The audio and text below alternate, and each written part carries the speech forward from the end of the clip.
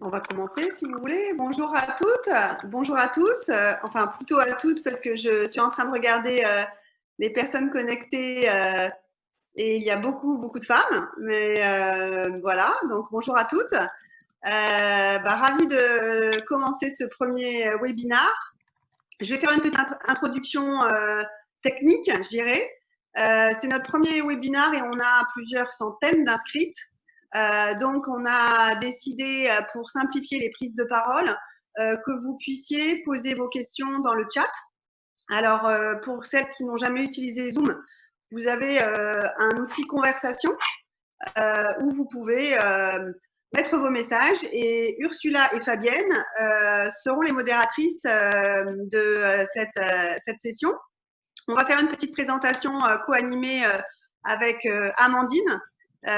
Donc, je vais peut-être laisser Amandine se présenter. Moi, je m'appelle Céline Pic et je suis porte-parole d'Oser le féminisme et c'est le premier webinar que nous faisons. Et comme je pense que la sortie du confinement, le déconfinement va être encore très progressif, je pense que ça va être le premier d'une longue série.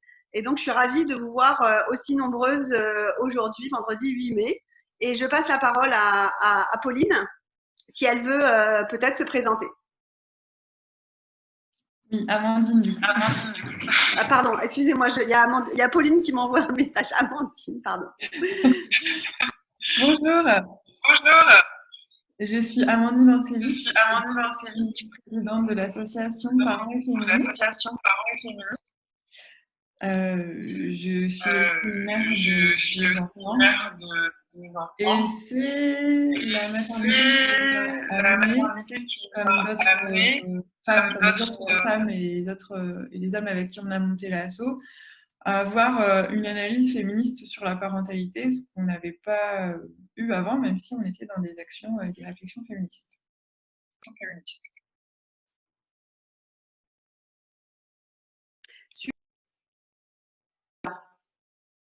Merci beaucoup de cette présentation. Donc, je ne me suis pas non plus dit d'où je parlais. Je suis moi aussi mère de 3 enfants et je pense qu'effectivement, les questions féministes ont afflué quand je suis devenue mère en termes d'impact sur ma vie professionnelle. Et ça a été un chamboulement par rapport, je pense, à ce qu'on avait dit et promis. Donc, enfin, pas une formation, en tout cas, vous apporter quelques éléments pour savoir pourquoi cette question du travail domestique et du travail parental, et pourquoi on l'appelle travail d'ailleurs, on va rentrer un peu dans les détails, on n'avance pas tant que ça. Donc, on va grosso modo essayer de vous faire une petite présentation d'environ 45 minutes, 1 heure maximum, 45 minutes, je dirais. Et puis ensuite, on passera à un format un peu plus interactif avec donc des questions. Voilà. Alors, j'ai un message qui dit qu'il faut garder qu'un seul micro ouvert, sinon il y a de l'écho. Donc, je pense, Amandine, qu'il faut que tu coupes ton micro et que tu ne l'ouvres que quand tu veux prendre la parole. Ok. Je crois qu'il n'y a que effectivement moi et Amandine qui avons le micro ouvert. Merci beaucoup pour ce détail technique. Donc, comment en fait, ça va se passer la présentation qu'on vous a un peu préparée, qui va ouvrir le débat et les questions derrière. C'est un petit peu déjà un premier état des lieux, où on est, d'où on vient et surtout pourquoi ça n'évolue pas, enfin, parce qu'en fait, vous allez voir, ça n'évolue pas beaucoup. Et puis ensuite, l'impact du Covid. Et je pense que le Covid a montré à beaucoup de femmes que cette question qui semblait être réglée ou au moins aller dans le bon sens, en fait, ne l'était pas. Et beaucoup de femmes en particulier se sont posées des questions sur le fait que vous avez pu vous retrouver, pour certaines d'entre vous, avec ou sans enfants, confinés avec votre conjoint, et vous rendre compte que la présence des deux personnes du couple ne changeait pas vraiment la donne en termes de répartition des tâches domestiques et parentales. Et petit aparté enfin, je vais parler beaucoup dans cette présentation de couples hétérosexuels. Donc, il ne s'agit pas de ne pas être inclusif par rapport en particulier aux couples de lesbiennes ou aux couples de gays, mais effectivement, dans les chiffres qu'on a, on a une répartition femmes-hommes et on a très peu de chiffres, voire pas du tout, de chiffres sur les couples homosexuels. Donc, excusez-moi si on se focalise sur les couples hétérosexuels qui, naturellement, en fait, voient à l'intérieur de leur couple les effets du patriarcat et de la domination masculine. Et je pense que les dynamiques ne sont pas les mêmes dans les couples homosexuels que dans les couples hétérosexuels. Alors, je vais vous faire un partage d'écran déjà pour vous rappeler peut-être, certaines les connaissent, les chiffres de quoi on parle quand on parle de travail domestique et parental. Alors, je vous partage l'écran. Vous allez voir normalement une seconde.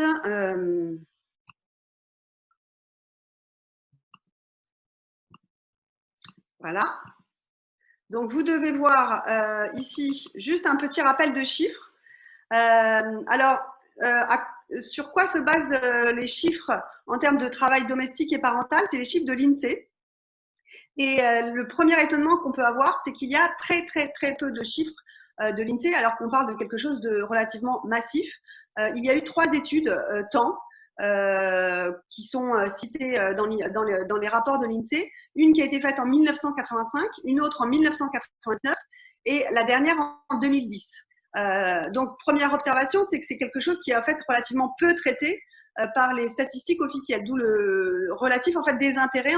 Souvent, on estime que c'est quelque chose de l'ordre du privé et que ce n'a pas beaucoup à rentrer dans les questionnements, en particulier économiques, de ce que ça veut dire ce travail et cette prise en charge du travail domestique et parental.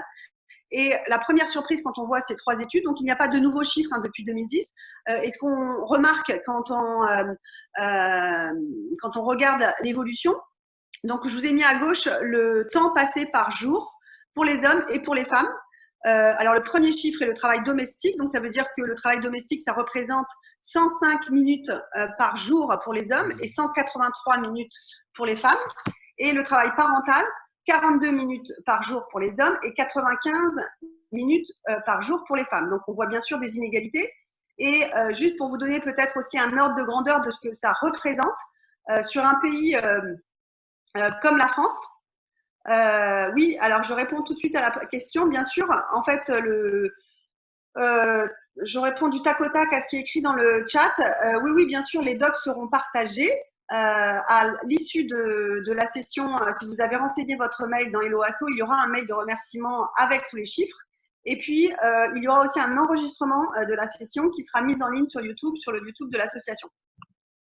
Et donc, ce qu'on voit, en fait, la première surprise, si vous voyez le graphique homme-femme pour le temps domestique, c'est que contrairement à ce qu'on voudrait nous faire croire, les hommes ne se sont pas impliqués davantage dans le temps domestique ces 30 dernières années. Il n'y a aucune évolution, voire même une légère baisse.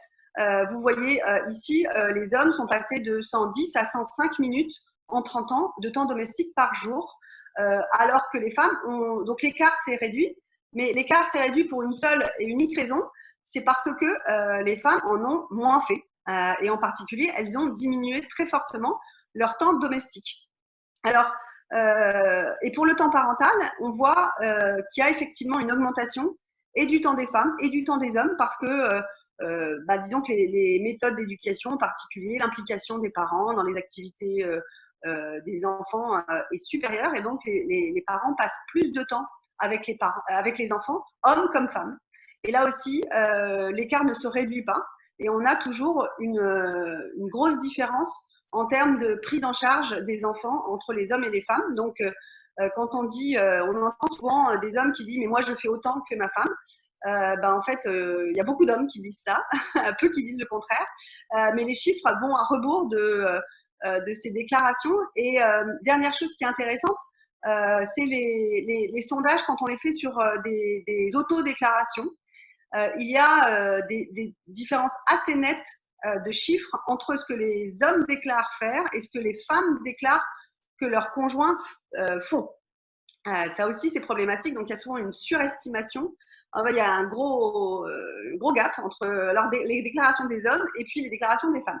Donc, vraiment une perception ou un auto-jugement qui est là aussi très différent. Et je pense que vraiment les chiffres à faire valoir, c'est les enquêtes de l'INSEE qui ont montré tout leur sérieux.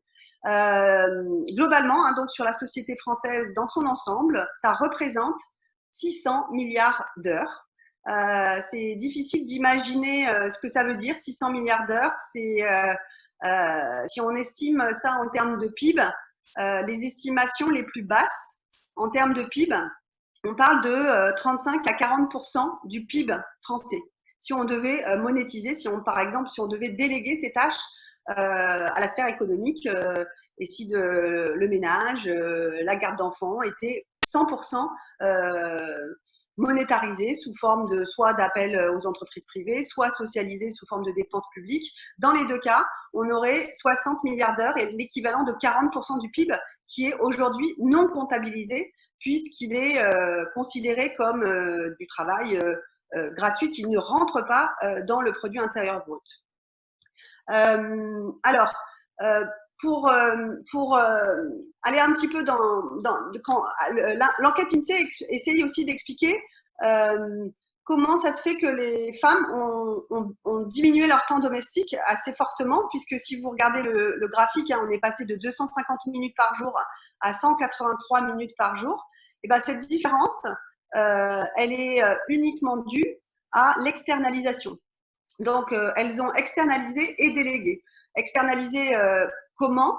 Ben, en fait, depuis 1985, en fait, il y a davantage de femmes qui cuisinent moins, qui font appel à des plats préparés, des plats importés, qui font moins de repassage, qui font moins de couture. Et donc, c'est uniquement parce qu'elles ont diminué le temps passé à la cuisine, à la couture, et on reparlera de la couture dans ces temps de Covid, c'est assez intéressant. Et puis, elles ont délégué. On voit dans l'enquête INSEE qu'entre 1985 et aujourd'hui, on a davantage de femmes qui sont diplômées, davantage de femmes qui sont cadres, et elles ont transféré ces tâches à des femmes. Et on a eu beaucoup de création d'emplois pour des aides à domicile, des aides ménagères. Et ceci a été largement favorisé par l'État, puisqu'il y a une politique fiscale très incitative à la délégation de ces tâches. Et c'est souvent des métiers très précaires, souvent des femmes racisées, des femmes sous-payées, des femmes qui ont une convention collective et des conditions de travail extrêmement difficiles. Donc, on a finalement, avec cette délégation des femmes les plus, celles qui font partie des catégories supérieures, ont simplement transféré cette charge trop importante de travail en le déléguant à d'autres femmes plus précaires. Et donc, on a renforcé finalement les inégalités de classe sans résoudre en fait le fond du problème, qui est le problème des inégalités entre les femmes et les hommes.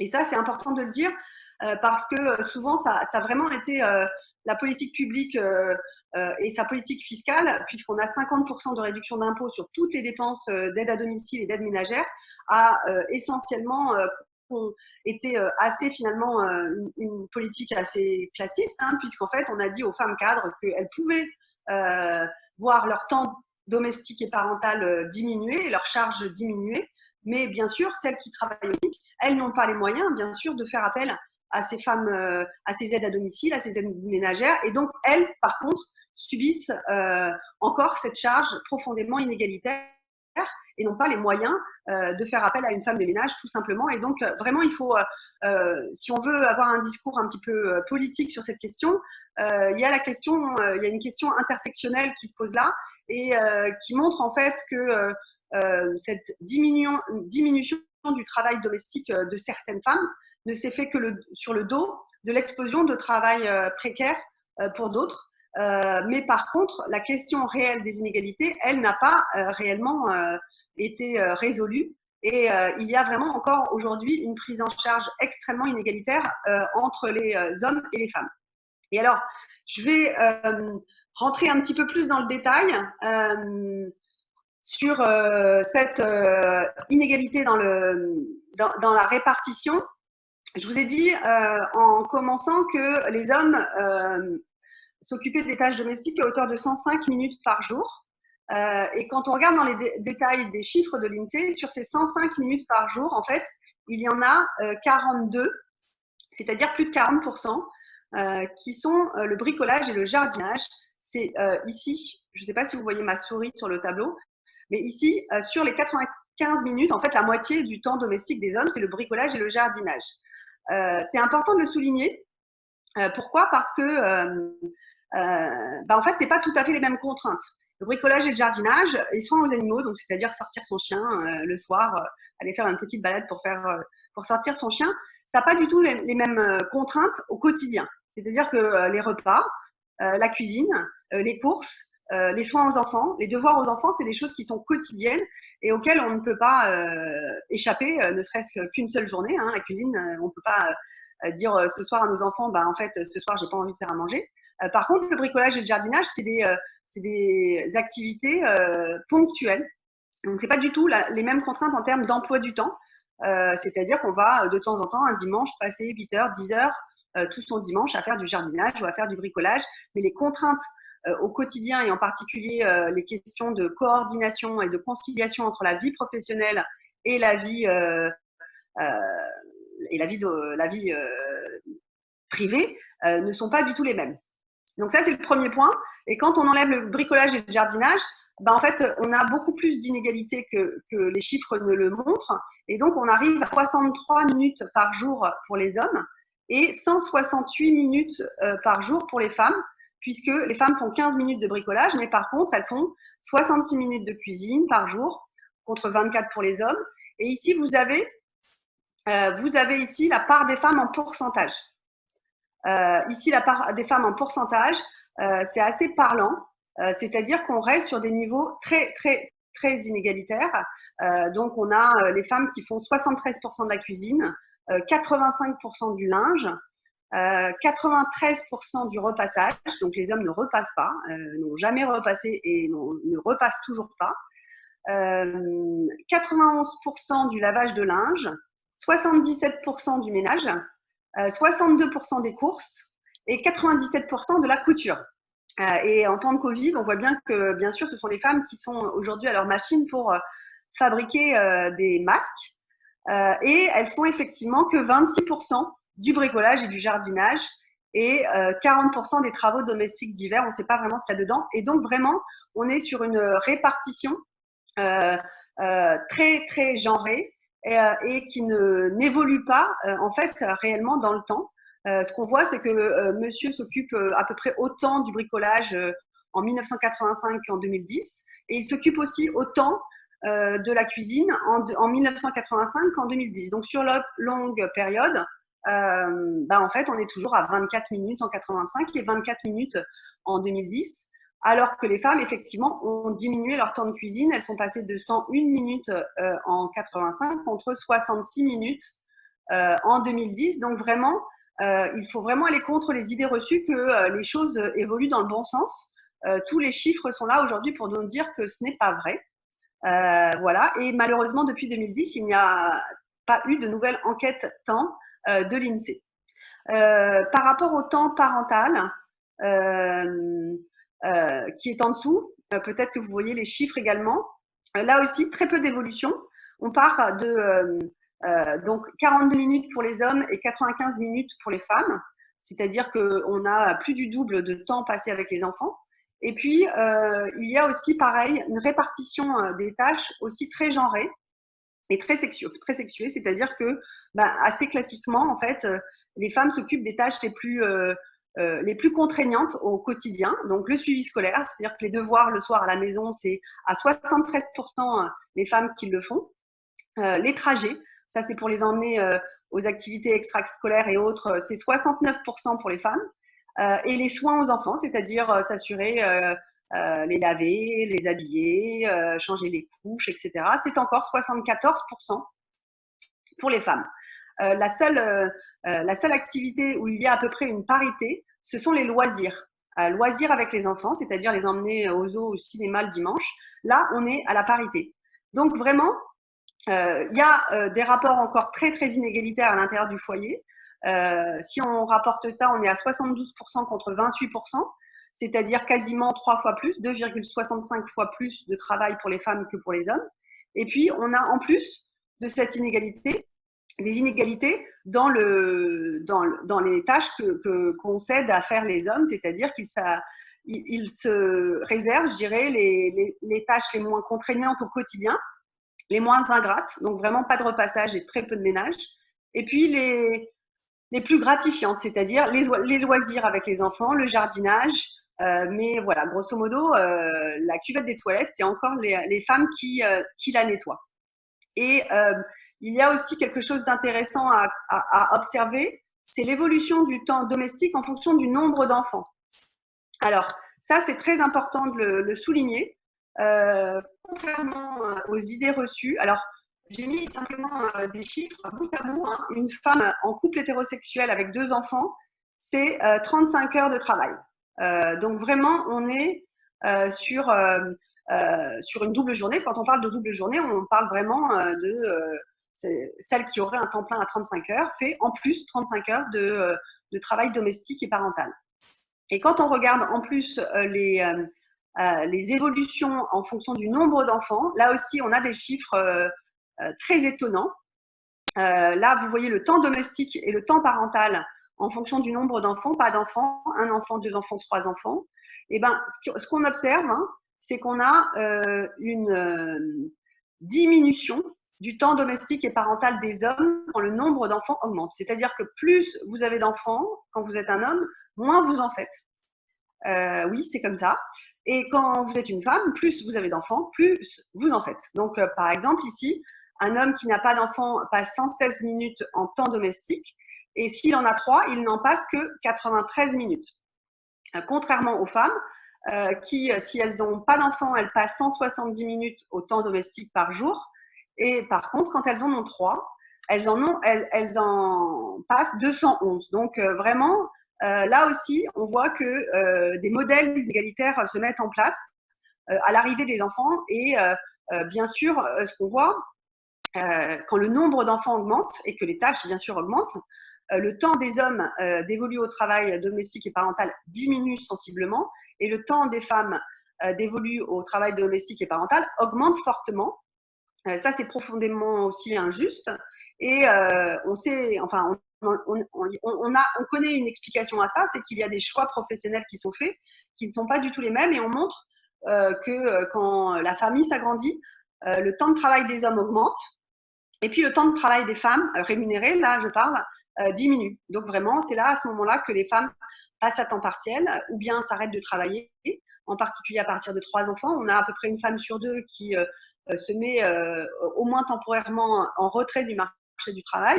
Et puis beaucoup de temps partiel du mercredi et autres qui permettent de prendre en charge ce travail domestique et parental.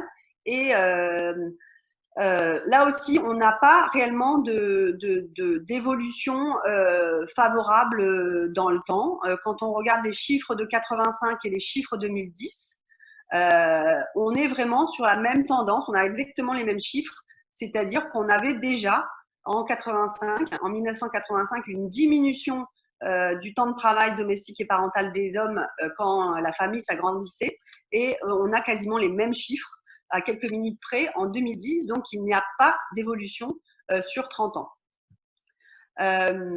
Alors, et ensuite, ces chiffres de temps de travail domestique et de temps de travail parental, ce n'est que ce qui est mesurable matériellement parlant, c'est-à-dire le temps qu'on passe à prendre l'aspirateur et à nettoyer son salon, le temps qu'on passe à trier son linge. C'est ce qui est mesuré par l'INSEE. Ce qui n'est pas mesuré par l'INSEE, c'est ce dont on parle depuis pas mal d'années. Et vous avez sûrement toutes et tous entendu parler de la charge mentale. C'est simplement le fait de devoir penser à tout. Et même quand on est au travail, on pense à prendre rendez-vous chez le médecin, le rendez-vous du petit dernier. Donc, bien sûr, c'est Emma, que je pense vous êtes beaucoup à connaître, qui a parlé de cette charge mentale, qui fait qu'en plus, il y a une occupation de l'esprit à devoir jongler, à devoir organiser. On est un peu la chef de projet du foyer et on doit penser un peu à tout pour que tout se passe bien. Et l'homme est souvent de bonne volonté pour aider. Voilà, pour aider, c'est-à-dire être en soutien de sa conjointe qui organise le foyer. Donc, on est là aussi sur des représentations encore très stéréotypées par rapport à ça. Et puis, il y a une autre chose dont on parle aussi, surtout en ces temps de Covid, c'est la charge émotionnelle. La charge émotionnelle, c'est en fait tout le temps passé par les femmes à penser à s'occuper des autres, à leur santé psychique, à leur bien-être.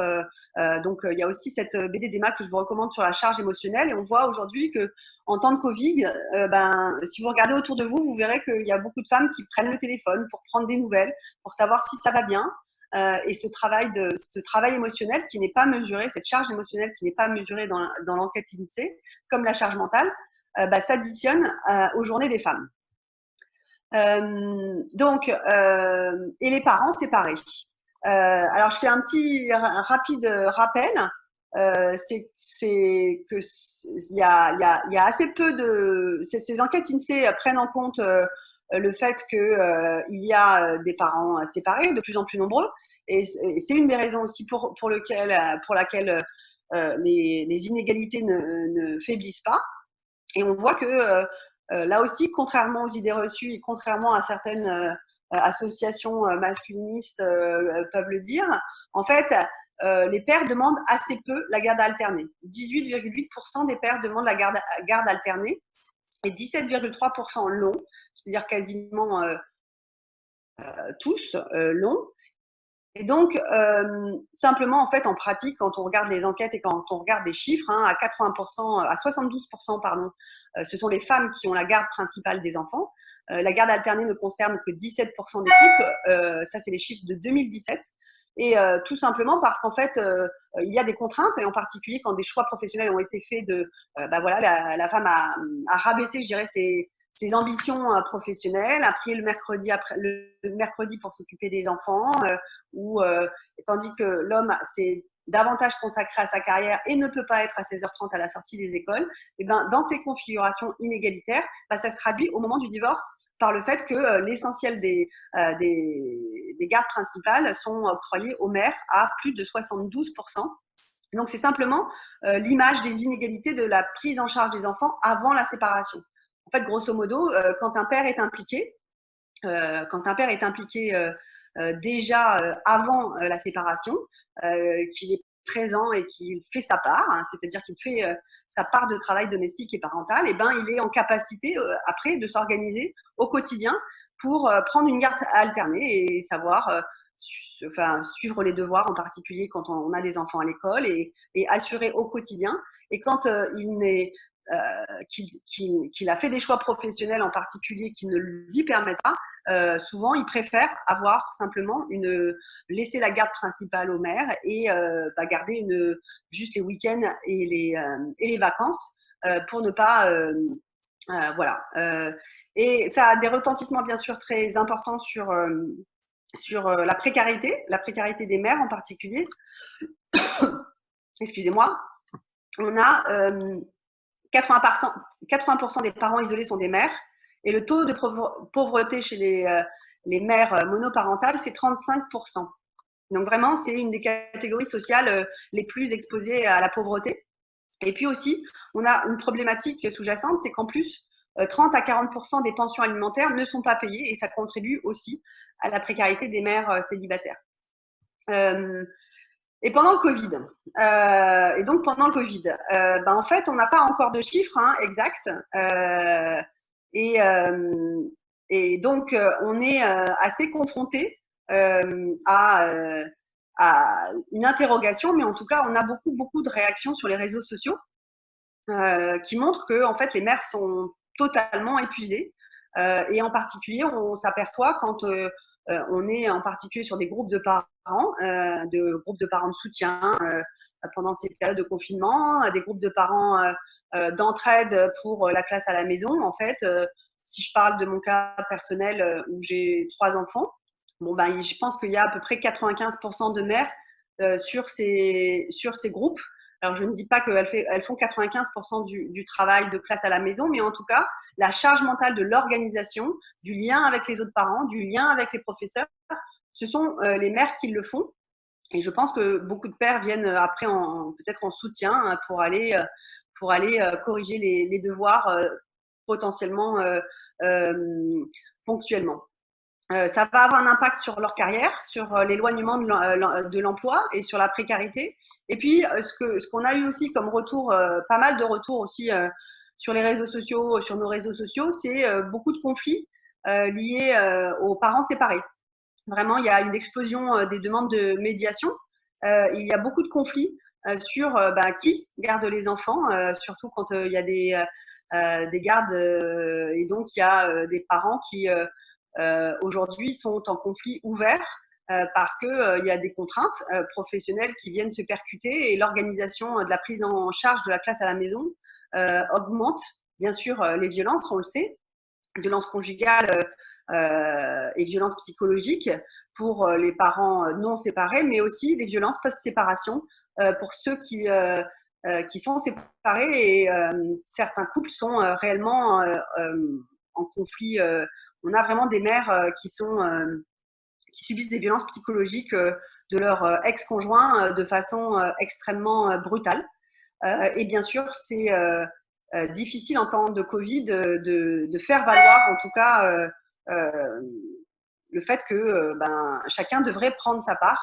Et là, je vais pour les seuls chiffres que l'on a aujourd'hui après 2 mois de Covid, c'est une enquête vraiment de très grande qualité qui a été faite par la CGT en partenariat avec la DARES, donc qui garantit, je dirais, une méthode statistique intéressante. Il y a eu 34 000 répondants et il a été posé la question 43% des femmes qui continuent à travailler estiment qu'elles doivent affronter plus de 4 heures par jour de plus de travail domestique et parental entre classe à la maison, repas supplémentaires et autres. Donc, on est vraiment sur des journées, faites le calcul, si vous étiez auparavant à 35 heures par semaine, on vous rajoute 35 heures de travail domestique et parental en temps normal, et 4 heures, plus de 4 heures par jour, ça fait 28 heures supplémentaires. Donc là, on est sur des semaines au-delà des 100 heures pour les mères confinées qui continuent à travailler tout en assurant la garde et la classe à la maison des enfants. On est vraiment sur des moments de grand épuisement. Et ce qui a été assez choquant de ma part, et je pense qu'on pourra en discuter dans les questions, c'est la décision initiale du gouvernement de dire que si vous étiez en télétravail, vous pouviez faire la classe à la maison en même temps. Donc, il y a vraiment cette conception de l'invisibilisation de ce travail qui a surgi dans le débat, puisqu'on a supposé qu'on pouvait rajouter en plus du travail normalement à faire. Il y a aussi beaucoup de femmes qui ont continué à travailler. Je pense en particulier aux emplois les plus précaires, les caissières, qui ont assuré, qui étaient vraiment en première ligne, mais aussi les aides-soignantes, les infirmières. Donc les enfants de soignants ont été gardés pour certains dans des écoles, mais vraiment il y a beaucoup d'emplois féminisés. En particulier la grande distribution, on a demandé à ces femmes de continuer à travailler dans les supermarchés tout en assurant la classe à la maison et en se débrouillant pour faire garder leurs enfants en période de Covid, sachant que les grands-mères n'ont pas pu être mobilisées comme elles le sont souvent par les mères. Donc vraiment, on est, je pense, et c'est pour ça que cette problématique surgit aujourd'hui, dans des situations de très très grande difficulté pour beaucoup de mères. Je pense qu'on peut parler d'épuisement généralisé aujourd'hui de beaucoup de mères et beaucoup de nœuds au cerveau sur le déconfinement qui vient. Parce que y a des questions qui se posent. Est-ce que j'envoie mon enfant à l'école, si j'en ai la possibilité d'ailleurs, parce qu'il n'y aura pas de place pour tout le monde et lui faire potentiellement exposer un risque sanitaire, ou bien je le garde à la maison mais j'ai un impact sur ma carrière professionnelle. Comment je fais pour négocier avec mon conjoint ou avec mon ex-conjoint pour savoir tout simplement qui va continuer à garder les enfants et à faire la classe à la maison pendant les prochaines semaines. Et puis question encore plus en suspens, le gouvernement a annoncé la fin du chômage partiel au 1er juin. Que va-t-il se passer après le 1er juin? Vraiment, on risque le pire d'un point de vue féministe. C'est qu'après le 1er juin, on estime que 25% des salariés sont en travail, en chômage partiel, 25% sont en présentiel, 25% sont en télétravail, et 25% sont dans d'autres types de situations. Et donc, ces 25% qui sont aujourd'hui en chômage partiel, on va leur demander de retourner au travail ou de reprendre le travail après le 1er juin. Et que va-t-il se passer? Est-ce qu'on va être en capacité de mettre en place une garde avec son conjoint ou son ex-conjoint qui soit égalitaire? Rien n'est moins sûr et vraiment, on est face à des problématiques très complexes. Et là, je voulais vous faire un petit focus sur la couture, justement. Et vous avez peut-être tous et toutes entendu parler des masques. Les masques ont été faits pendant des semaines pour pallier le manque de masques de l'État par des couturières professionnelles. Et ces masques ont été faits gratuitement pendant des semaines et des semaines. Là aussi, on se pose une question, qu'est-ce que ça raconte sur notre société?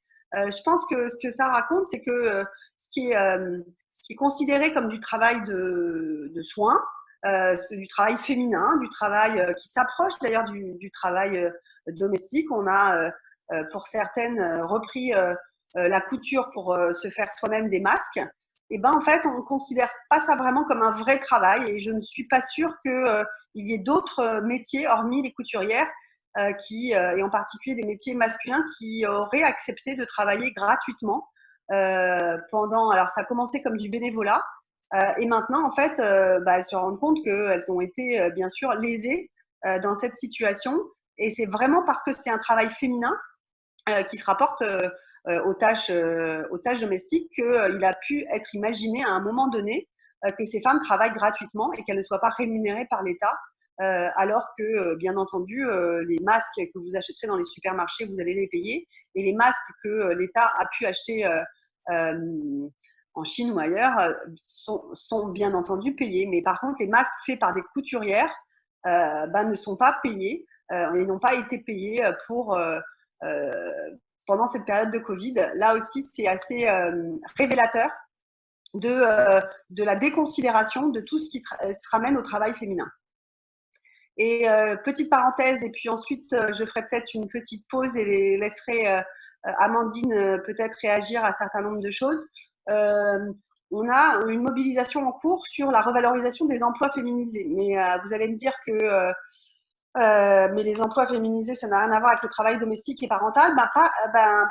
Si, en fait, ça a à voir, parce qu'en fait, on voit que les métiers féminisés sont souvent des métiers qui mobilisent des compétences qu'on estime être naturelles chez les femmes au foyer, c'est-à-dire le travail de soins, le travail de ménage. Donc, on parle bien sûr des aides ménagères, des aides à domicile, des aides soignantes, des infirmières. Tous les métiers où on prend en charge des enfants ou des personnes âgées sont des métiers d'une façon, 97% des infirmières sont des femmes, donc sont très très féminisées.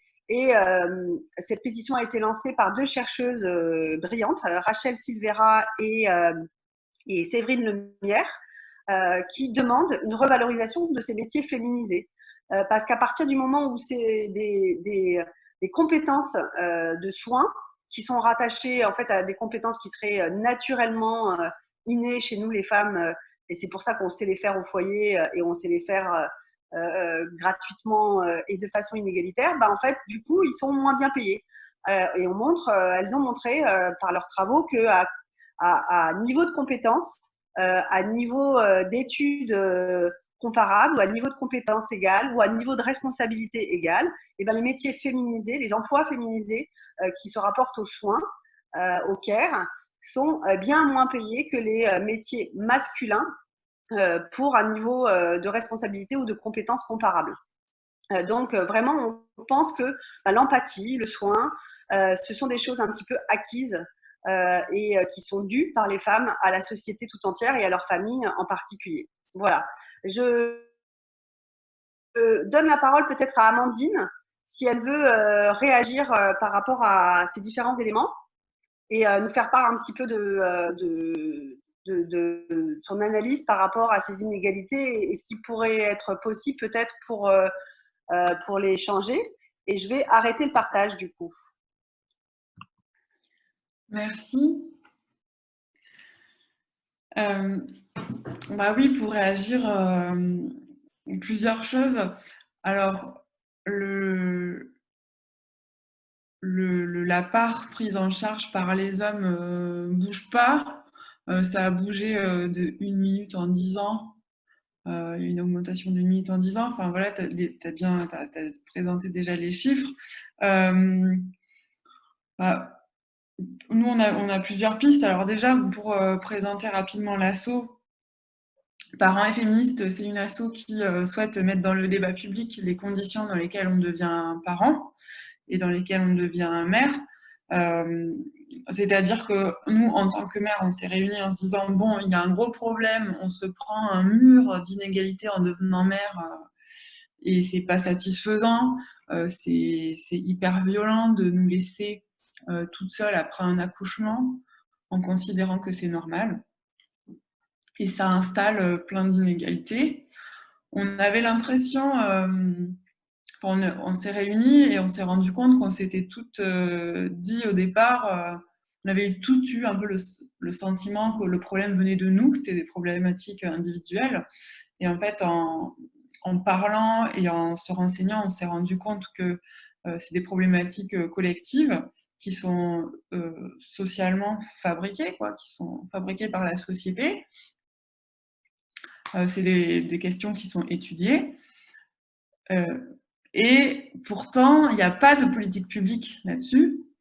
C'est-à-dire qu'on sait qu'il y a des inégalités qui s'installent dans tous les domaines à l'arrivée d'un enfant, qu'il y a des questions de santé publique aussi en postpartum, hein, tout simplement.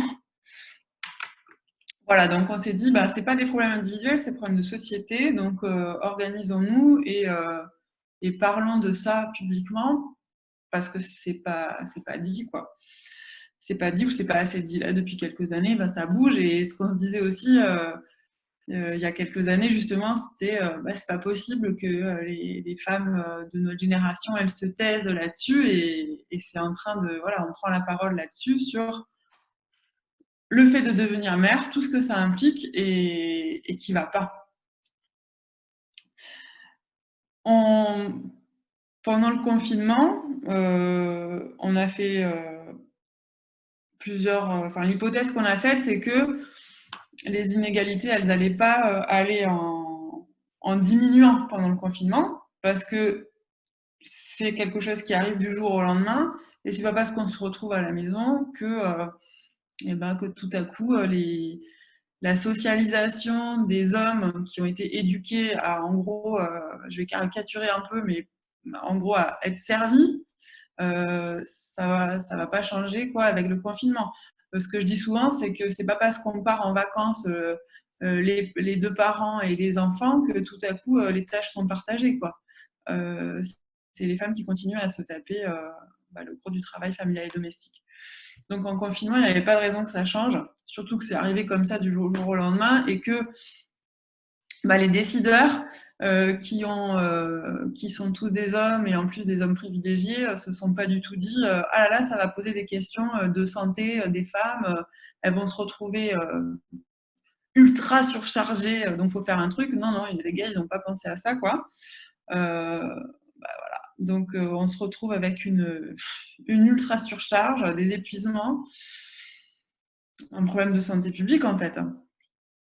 Et puis de répercussions sur l'autonomie financière des femmes. Voilà. Après, on a entendu parler des journalistes qui ont posé la question de l'intérêt du confinement pour reconfigurer le partage des tâches. Nous, on pense que oui, mais pour une minorité, en fait. Pour les couples qui... déjà, les personnes qui sont en couple, hein, parce qu'il y a plein de familles monoparentales, donc là, la question, elle est ailleurs. Mais pour les personnes qui sont en couple et qui ont déjà amorcé quelque chose, oui, ça peut être un moment de réflexion et d'expérimentation. Mais quand on n'a rien qui amène à repenser, il n'y a pas de raison de repenser, en tout cas pour la personne qui est privilégiée et qu'en fait moins. Et en plus, le confinement, c'est contraignant. Donc, qui dit contrainte dit tension. Qui dit tension dit marge de manœuvre, marge de négociation limitée, parce qu'on n'a pas la possibilité, comme d'habitude, de pouvoir sortir prendre l'air, voir des amis pour décompresser, faire le sport qu'on voudrait faire. Et ça, c'est pour celles qui ont ces possibilités-là, quoi. Donc, le confinement, c'est pas du tout. Enfin, c'est un piège pour les femmes et pour les mères à plein d'égards, quoi. Donc, bon, du coup, en tant qu'asso, on a mis en place des actions de partage, de soutien, notamment des groupes de parole téléphoniques et autres actions.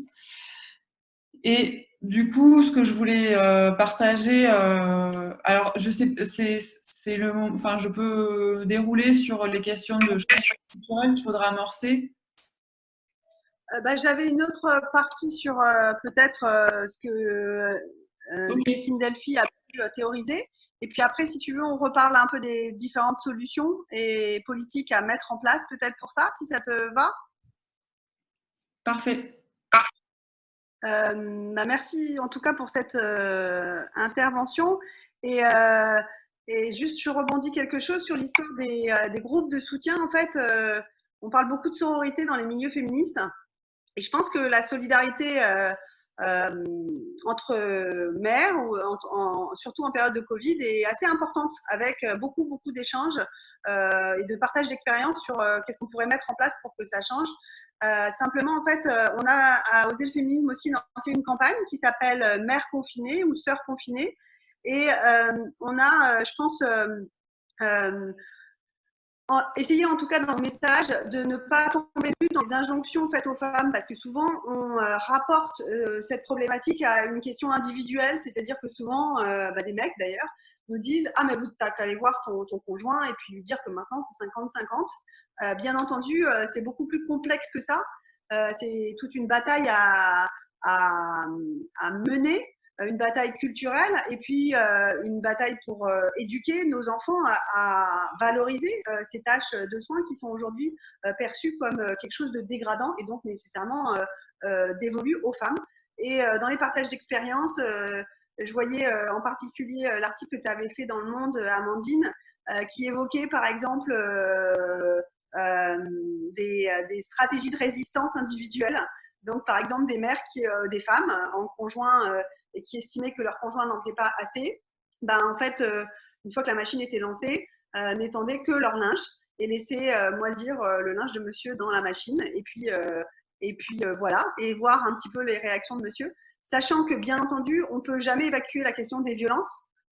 Et on sait qu'il y a aussi des pressions psychologiques, voire des menaces qui sont dans certains couples. Une femme sur 10 est victime de violences conjugales et que de dire t'as qu'à aller voir ton conjoint et dire que merde, j'arrête, ce n'est pas possible pour beaucoup de femmes. Donc vraiment faire attention au message qui ne doit pas faire reposer la charge du changement sur elles, mais vraiment la question essentielle, c'est comment on change le comportement des hommes, puisque c'est là la question centrale, c'est pourquoi les hommes refusent de faire leur part. Je vais faire juste un petit focus maintenant sur une autrice féministe qui a beaucoup écrit et théorisé là-dessus, que j'aime beaucoup, qui s'appelle Christine Delphi. Donc, je vais repasser en partage d'écran très rapidement. Et puis, je vais vous parler un petit peu, je vous ai fait un très léger survol, mais surtout, je vous conseille la lecture de ce livre qui s'appelle Christine Delphi et l'exploitation domestique, écrite avec Diana Léonard, et puis un autre, toujours de Christine Delphi, toujours sur les éditions Sileps, qui s'appelle L'ennemi principal, économie politique du patriarcat. Et ce qui est très étonnant dans ces deux livres, c'est qu'elle politise l'action. C'est qu'on n'est pas du tout sur les conseils aux mères pour s'organiser. Il y a aussi ces réseaux de mères. Marlène Schiappa, notre secrétaire d'État à l'égalité femmes-hommes, s'est fait remarquer en ayant fondé Maman Travail, un blog qui donnait des conseils aux mères pour cumuler, hein, parce qu'on attend souvent qu'on soit des super women, hein, qu'on concilie notre vie affective, amoureuse, parentale, domestique, professionnelle. Donc là, on n'est pas du tout là-dessus, mais on essaye de politiser la question et de voir ce que ça veut dire collectivement dans notre société, le fait que tout ce travail gratuit soit extrait des femmes au bénéfice des hommes. Donc, c'est vraiment une politisation de cette question. Je réponds vite, très vite peut-être aux questions qui ont été dans le chat par rapport aux chiffres que j'ai présentés. Il y a 60 milliards d'heures. Oui, 60 milliards d'heures, ça représente le nombre d'heures vraiment uniquement sur le travail domestique et travail parental, c'est-à-dire les tâches domestiques et les tâches. Donc, ça ne compte pas la charge mentale et la charge émotionnelle, c'est vraiment 60 milliards.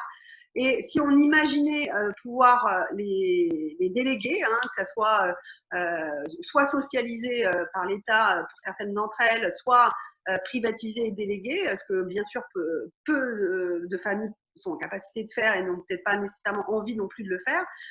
Mais pour représenter ce que ça représenterait en termes de PIB, c'est ce que je vous disais tout à l'heure, on parle de 600 milliards d'euros, soit l'équivalent d'environ un tiers du PIB français qui n'apparaît pas dans la comptabilité nationale puisqu'il est non monétisé.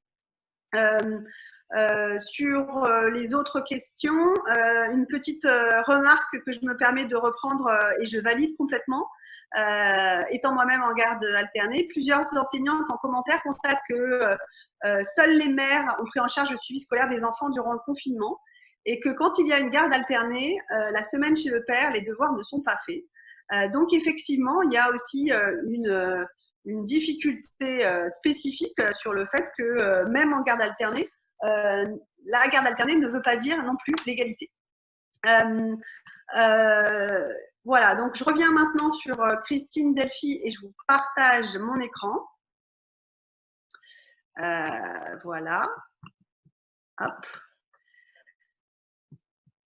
Donc Christine Delphi, en fait, a une approche réellement novatrice parce qu'elle a arrêté de parler de cette question comme une question secondaire. Voilà, les bons conseils à donner pour inciter les pères à faire leur part, puisqu'on voit que c'est compliqué, et à essayer de la politiser et à essayer de penser l'économie politique de la famille et de repenser la famille. Et la famille, et elle la repense dans une analyse assez marxiste ou matérialiste historique, comme on veut. Elle arrive à simplement dire qu'un certain nombre de travail est fait. Et elle revient un petit peu à l'origine pré-capitaliste, parce que bien sûr, ce travail gratuit des femmes ne peut difficilement être analysable dans une perspective historique sans voir ce qui se passait avant le capitalisme. Et grosso modo, enfin très schématiquement, on voit bien que dans une société essentiellement paysanne, il y avait beaucoup d'autoproduction, c'est-à-dire qu'il y avait une forme de fusion, il n'y avait pas de séparation entre la sphère du travail rémunéré, donc à l'extérieur de la maison, et puis la sphère du travail,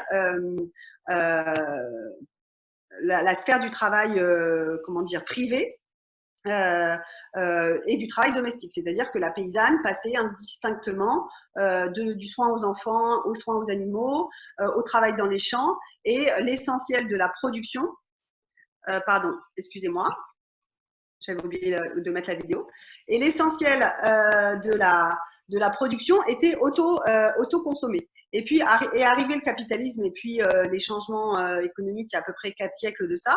Et en fait, on est aujourd'hui dans une société où l'essentiel de la population travaille à l'extérieur et il y a une dissociation entre la production, c'est-à-dire que vous avez un travail salarié ou non d'ailleurs, mais un travail rémunéré à l'extérieur de la maison, et puis vous avez un travail à l'intérieur du foyer qui, lui, est non rémunéré, non monétisé, qui n'apparaît pas dans le PIB.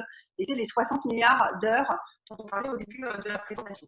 Et il y a dans cette dissociation qui n'a pas toujours existé. Et ce qu'on voit, c'est que ce qui est intéressant de noter, c'est qu'on a chez les paysans une part d'autoproduction assez importante qui continue à avoir, qui garde une partie de la production qui vont avoir un potager, un verger, des poules et un certain nombre de denrées alimentaires, de production alimentaire qui vont être auto-consommées.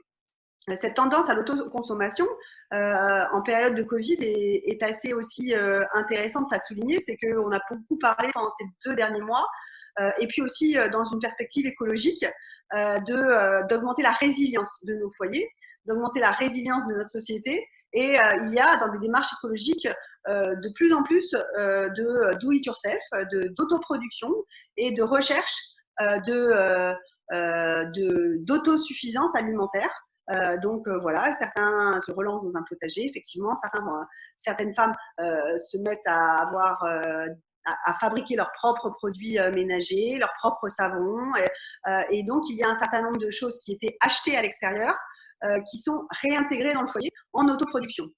Et ce qu'elle souligne à juste titre, c'est que en fait l'autoproduction des paysans est comptabilisée dans le PIB. Alors vous allez me dire, est-ce que c'est grave ou pas?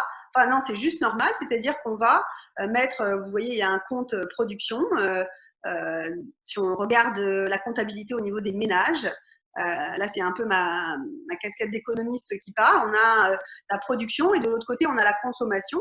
Et dans le cas des agriculteurs, on a des postes qui sont de la production qui est auto-consommée et donc même si elle n'est pas monétisée, c'est-à-dire qu'elle n'est pas vendue et qu'elle n'est pas comptabilisée par de l'argent, elle est quand même prise en compte dans le calcul du PIB pour montrer qu'en fait le niveau des paysans il est supérieur à leur vente au marché puisqu'il y a une part qui est gardée pour l'autoproduction. Et ce qu'elle souligne encore ensuite, c'est en fait ce qui est étonnant dans ce système de la comptabilité nationale, c'est que l'autoproduction des paysans, donc grosso modo, vous avez un potager, vous avez donc vous êtes autosuffisant par exemple en termes de production alimentaire, grosso modo, vous avez des carottes, des poulets, ça va être intégré dans la comptabilité nationale et dans le PIB au niveau auquel le paysan serait en capacité de le vendre, c'est-à-dire qu'on comptabilise dans le PIB comme s'il se vendait à lui-même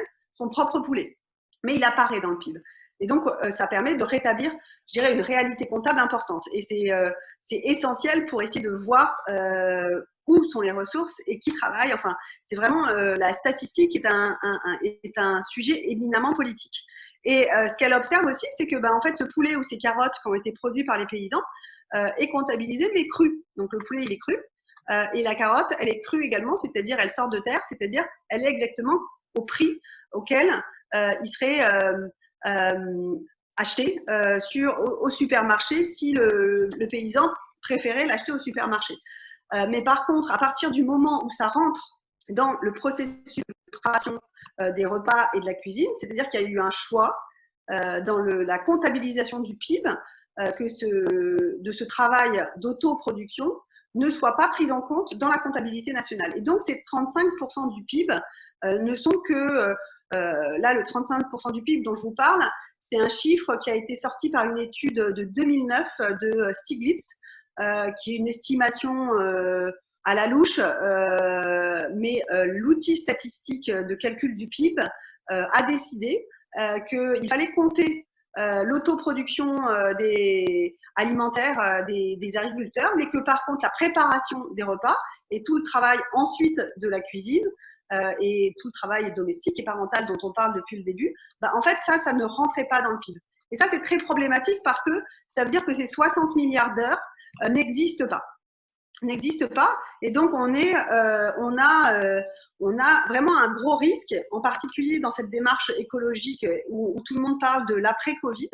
Donc l'après-Covid, on s'imagine tous et toutes avoir peut-être une vie un peu plus écologique, un peu plus, on parle beaucoup d'autosuffisance, d'autoproduction, de moindre dépendance au système capitaliste en particulier. Il y a beaucoup de femmes qui sont très engagées dans l'écologie.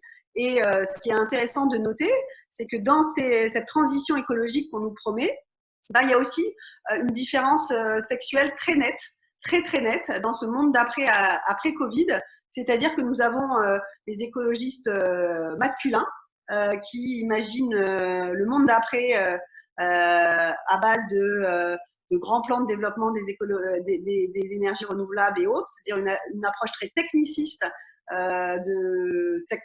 techniciste effectivement et très globale. Et puis ensuite, il y a les mouvements écologiques type zéro déchet qui sont justement dans cette démarche de réintégrer à l'intérieur du foyer un certain nombre de tâches qui avaient été déléguées à l'extérieur pour avoir une démarche écologique importante. Et celle-ci, en fait, par exemple, si vous suivez les activités de zéro déchet, nous n'avons quasiment dans ces initiatives pour la transition écologique quasiment que des femmes. Et donc vraiment, on est en train de réinvisibiliser du travail domestique et du travail d'autoproduction de plus en plus important au nom de l'écologie. Et tant qu'on n'arrivera pas à comptabiliser dans le PIB et de visibiliser et de mesurer ce que collectivement ça veut dire en termes de transfert de valeur des femmes vers les hommes, on n'arrivera pas à faire des politiques publiques qui soient cohérentes par rapport à la réalité de nos emplois du temps. Donc, j'espère que je n'ai pas été trop technique sur cette question économique, mais c'est extrêmement important. On parle donc de 60 milliards d'heures et donc, au minima, selon à quel taux horaire on évalue ce travail d'autoproduction de travail domestique, on arrive à 600 milliards d'euros à minima. Et donc, on compte, par exemple, je crois, au niveau international, ça se compte en dizaines de milliers de milliards d'euros si on devait monétiser, et valoriser monétairement ces heures de travail gratuits. Et ce qu'elle propose, Christine Delphy, dans cette analyse, et je ne peux que vous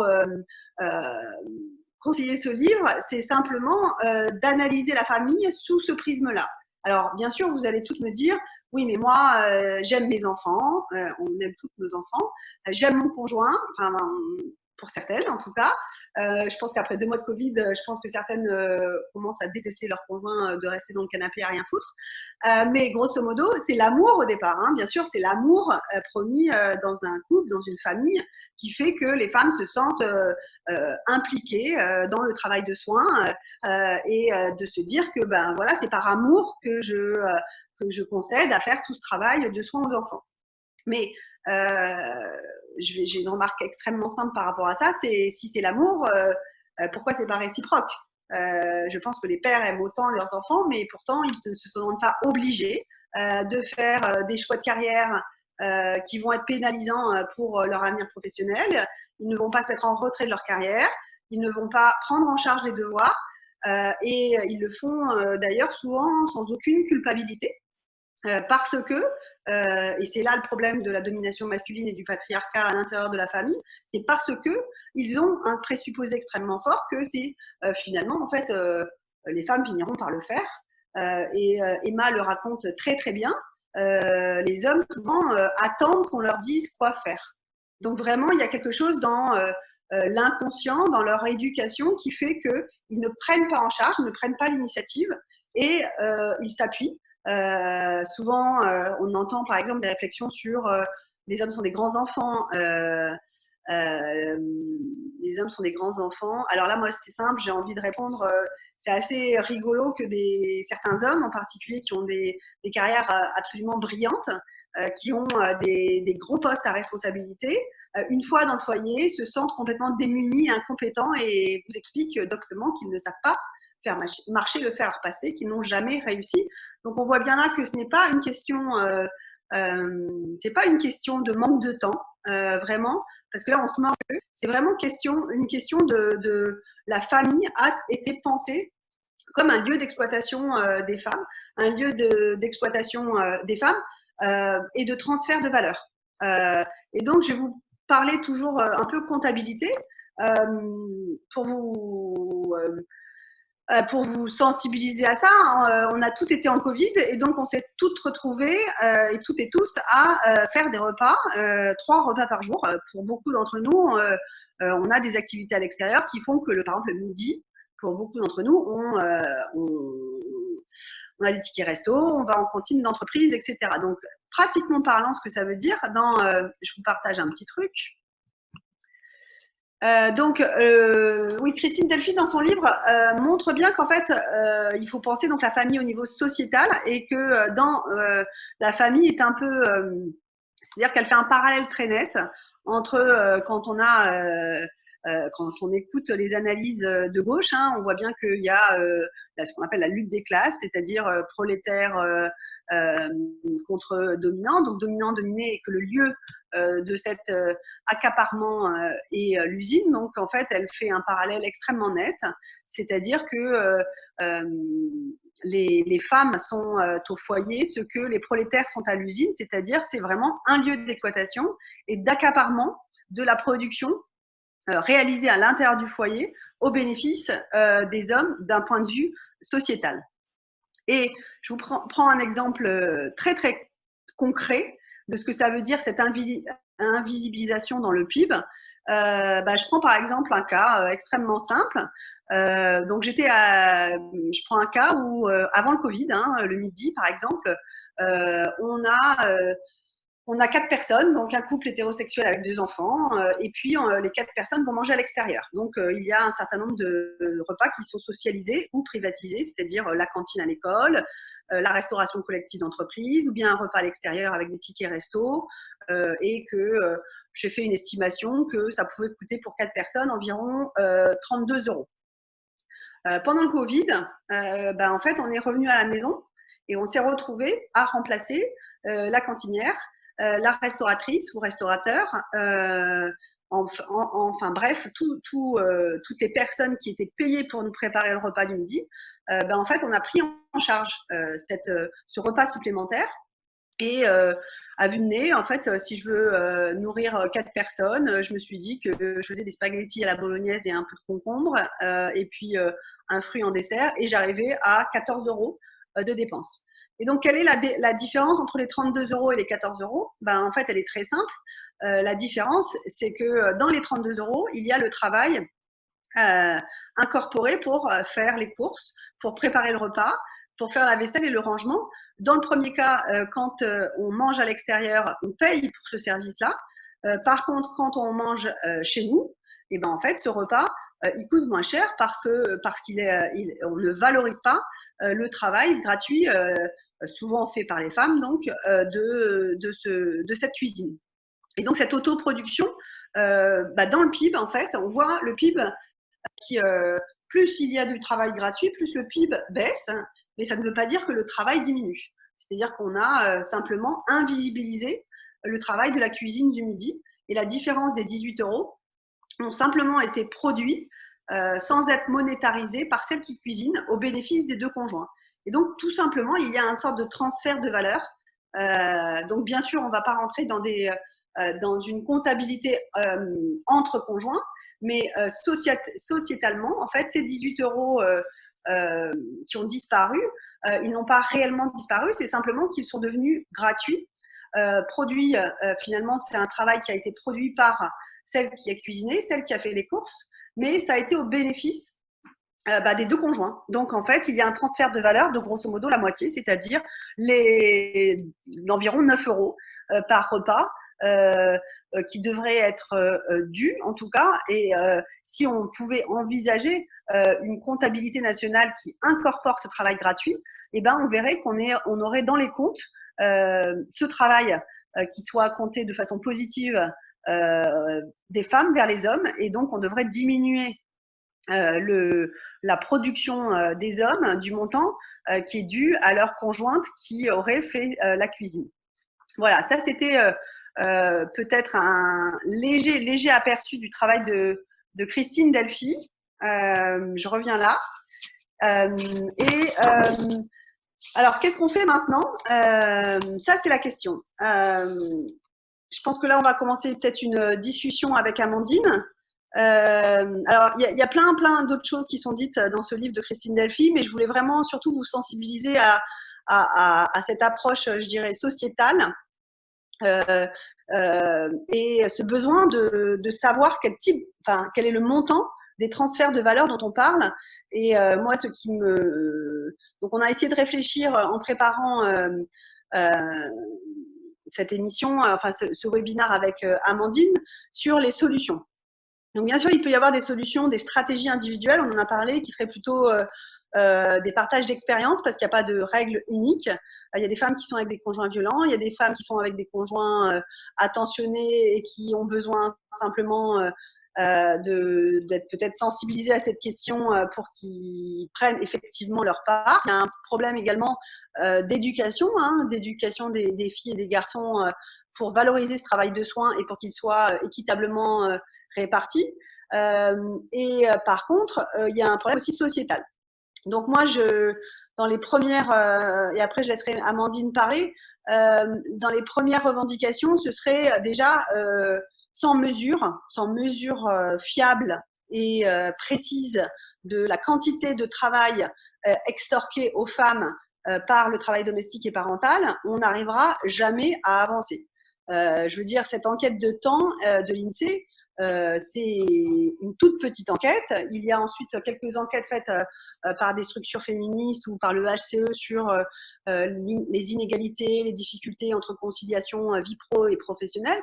Mais en fait, si on compare par rapport à la quantité de chiffres qu'on a sur la sphère économique, la sphère capitaliste, et le peu de données qu'on a sur, en pratique, collectivement sur notre société, qui fait à manger le matin aux enfants avant l'école, qui fait les devoirs, qui fait le ménage, qui fait le repassage de façon extrêmement précise. On pourrait imaginer cartographier de façon beaucoup plus précise la quantité de travail et de l'intégrer au PIB, tout simplement. Enfin, moi, ce serait une des idées que je pourrais avoir et que je pourrais mettre en avant.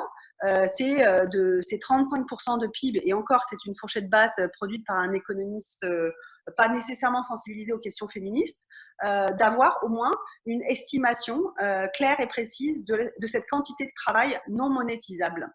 L'après-Covid et la transition écologique va rendre prégnante davantage encore ce problème. Et par exemple, on pourrait voir différemment la question des mères isolées. Les mères isolées, on a souvent des discours un peu de droite qui voudraient faire croire que beaucoup de mères isolées, et en particulier des mères précaires, ont des difficultés d'accès à l'emploi. Elles ont des difficultés à travailler, tout simplement parce qu'en fait, si elles travaillent, en fait, tout ce qu'elles vont gagner, elles vont le dépenser en garde d'enfants. Donc, elles font le calcul que finalement, c'est très peu payant. Et il y a un discours particulièrement odieux, souvent de la part de la droite, qui voudrait les faire passer pour des assistés, etc. Mais en fait, à partir du moment où on ne mesure pas ce qu'elles font en termes de travail, d'éducation de leurs enfants au bénéfice de leur conjoint qui n'a pas la garde, on est dans le faux tout simplement. C'est-à-dire qu'on ne mesure pas simplement la contribution collective de ces mères isolées qui prennent l'intégralité de la garde des enfants et qui bénéficient collectivement là aussi à la classe des hommes qui vont pouvoir continuer leur carrière et leur travail. Et donc, tout simplement, intégrer ça dans le PIB, ça mettrait en lumière que ces mères isolées qui sont très touchées par la pauvreté, si elles sont touchées par la pauvreté monétaire, la production domestique, la production de travail parental, elle est loin d'être nulle, elle est énorme, et en particulier, je pense aux femmes qui ont de faibles qualifications et qui cumulent souvent des métiers sous-payés et des problématiques de travail parental, de s'occuper de leurs enfants, tout en essayant d'accéder à l'emploi de façon extrêmement difficile. Ça, c'était ma première idée, c'était de comptabiliser dans le PIB en positif le travail fait par les femmes à la place des hommes, et de compter en négatif, bien sûr, et d'avoir une approche genrée du PIB, sexuée du PIB, et voir exactement ce que chacun et chacune produisent et apportent collectivement à la société. Ça changerait, mais dramatiquement, incroyablement, l'analyse économique aujourd'hui du travail tel qu'il est analysé et mesuré par l'INSEE. Ce serait pour moi assez fondamental. Et puis, j'avais également une autre marotte par rapport à ça, c'est l'imposition. Alors, l'imposition en France, de façon totalement inégalitaire, familialisée. Alors pourquoi c'est profondément injuste? Alors je vais vous prendre, on ne va pas rentrer dans les détails trop techniques de l'imposition, mais par exemple, vous savez que l'impôt donc est familialisé, donc c'est comme si vous étiez imposé sur le salaire moyen. Donc là aussi, il y a toujours un présupposé, c'est que la famille est une unité, est une entité collective qui fonctionne comme une communauté, communauté d'intérêts, communauté et que leurs intérêts seraient alignés. C'est-à-dire qu'à chaque fois, on invisibilise en fait les choix qui sont faits à l'intérieur de la famille. Quand on impose le foyer, on ne voit pas qui gagne de l'argent et qui en gagne moins, quels sont les choix professionnels de l'un et les choix au détriment des choix professionnels de l'autre. Et donc, on invisibilise en fait ces rapports de force qui existent au sein de la famille. Et pourquoi c'est problématique? Donc, premièrement, c'est ça. Premièrement, on ne voit pas les inégalités à l'intérieur du couple qui sont créées par le couple. Et puis, deuxièmement, c'est profondément injuste parce que si on continue dans cette volonté de calculer et d'évaluer cette quantité de travail gratuit qui est transférée des femmes vers les hommes, et ben, tout simplement, on a aujourd'hui, alors je vous prends un cas très simple d'un couple où monsieur gagne 4 000 € et madame a fait le choix de s'arrêter de travailler. Ce couple-là, qui est assez inégalitaire, hein, puisque la femme a fait le choix de se retirer de son travail, donc ça veut dire une dépendance économique et en cas de divorce, de se retrouver potentiellement dans une situation économique très très difficile, va être imposée de la même façon qu'un couple égalitaire où chacun gagnerait 2 000 €. Donc vous voyez, vous avez d'un côté un couple où monsieur poursuit sa carrière avec succès et brio parce que madame est à la maison et s'occupe des enfants et fait le ménage et donc il peut s'investir dans cette carrière de façon beaucoup plus facile, c'est-à-dire qu'il rentre chez lui, il n'a rien à faire en fait en pratique, c'est ça que ça veut dire, c'est-à-dire que les 4 heures de travail domestique le soir pour s'occuper des enfants, des devoirs, des repas, il ne les a pas et donc nécessairement ça favorise sa carrière professionnelle. Et ben il va ce couple-là où il y a une situation profondément inégalitaire et pas de charge liée à la garde d'enfants en particulier, puisque madame a arrêté de travailler, va être imposée de la même façon qu'un couple égalitaire qui aurait l'un et l'autre 2 000 € de revenus, c'est-à-dire un couple qui gagnerait la même chose. Et c'est incroyablement injuste parce que bien entendu, le couple égalitaire, s'il a des enfants, il va avoir tout simplement des frais de garde à payer. Donc, on n'a pas du tout la même structure de coût. C'est-à-dire que dans un cas, la garde des enfants va devoir être payée par le couple où les deux travaillent. Et dans le cas où monsieur gagne 4 000 € et madame gagne 0, eh ben, il n'y aura pas de frais de garde. Ce sera la femme au foyer qui va garder les enfants. Et donc, ce travail gratuit de garde des enfants, à partir du moment où il n'est pas valorisé, il n'est même pas mesuré, en fait, on l'invisibilise et on pense que le pouvoir d'achat, le niveau de vie de ces deux couples est le même. Non, le niveau de vie de ces deux couples n'est pas le même. Dans un cas où la mère a arrêté de travailler, il y a une quantité phénoménale de travail gratuit, de ménage, de garde d'enfants qui est invisibilisée. Et ce couple-là devrait nécessairement payer plus d'impôts que celui égalitaire qui gagnerait chacun 2 000 € et qui devra faire nécessairement face à des frais de garde supplémentaires par rapport au premier qui est inégalitaire. Et ça, en fait, c'est vraiment une de nos revendications féministes, c'est la fin de la familialisation de l'impôt et tout simplement de faire comme la plupart des pays européens, c'est-à-dire un impôt individuel qui soit beaucoup plus incitatif à la reprise du travail et qui empêche comme ça ces arbitrages à l'intérieur de la famille en disant oui, mais en fait, si tu reprends le travail, on aura des frais de garde. Donc, on impose, on fait comme si tous les frais de garde afférents à la reprise du travail de cette femme au foyer, on va lui imputer dessus. C'est-à-dire que cette femme au foyer, si elle décide elle va voir son conjoint et va lui dire « Ah, j'aimerais bien reprendre le travail, j'ai trouvé un travail à 1 000 €, mais si je reprends le travail à temps plein, en fait, je vais avoir 800 € de garde. » Ah, donc en fait, et c'est ça qui est problématique, hein, c'est qu'on va imputer sur son salaire à elle ces 800 € de garde. Et là, le choix va être vite fait. Hein, on va lui dire, ouais, mais bon, tu vas pas reprendre le travail pour gagner 200 €, c'est nul. Et là, la problématique est très claire, c'est qu'on n'impute pas ces frais de garde sur la somme des deux salaires, mais bien sûr sur celle qui va reprendre le travail. Et donc, ça va être très, très désincitatif à la reprise du travail de familialiser l'impôt, et ça va favoriser la dépendance économique des mères, et c'est profondément également injuste parce que les structures de coûts de garde, les coûts afférents à l'obligation de déléguer un certain nombre de travail domestique et parental ne sont pas prises en compte quand les deux parents travaillent. Et également, bien sûr, de la même façon, l'individualisation des droits sociaux, parce que ça favorise également la dépendance des femmes, et en particulier les femmes les plus précaires, comme le RSA, par exemple, qui est toujours calculé au niveau du foyer. Et là aussi, ça veut dire que les arbitrages qui sont faits pour une reprise de travail ou non sont en défaveur de l'indépendance et de l'autonomie des femmes et de leur indépendance économique et financière. Je vais peut-être passer, parce que j'ai beaucoup trop parlé, la parole à Amandine. Je suis vraiment désolée, je parle beaucoup trop.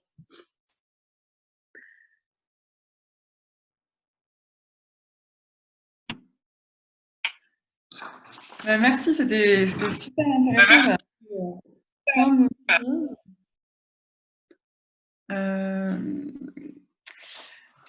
Alors, donc moi, je voulais parler de la question du changement culturel qui nous semble intéressant d'alimenter pour faire bouger les choses. Donc déjà, il y a la question des mots qu'on utilise. Juste une remarque, on entend encore souvent dire, parler de femmes qui, entre guillemets, ne travaillent pas. Pour nous, ça n'existe pas, des femmes qui ne travaillent pas. On essaie de parler de travail rémunéré, ou de travail salarié, ou de travail professionnel, de travail à l'extérieur, pour justement rendre visible le fait qu'il n'y a pas que ces activités, que les activités professionnelles qui sont du travail. Voilà, ça c'était une remarque préalable. Je vais vous proposer de parler de 2 points sur la question du changement culturel.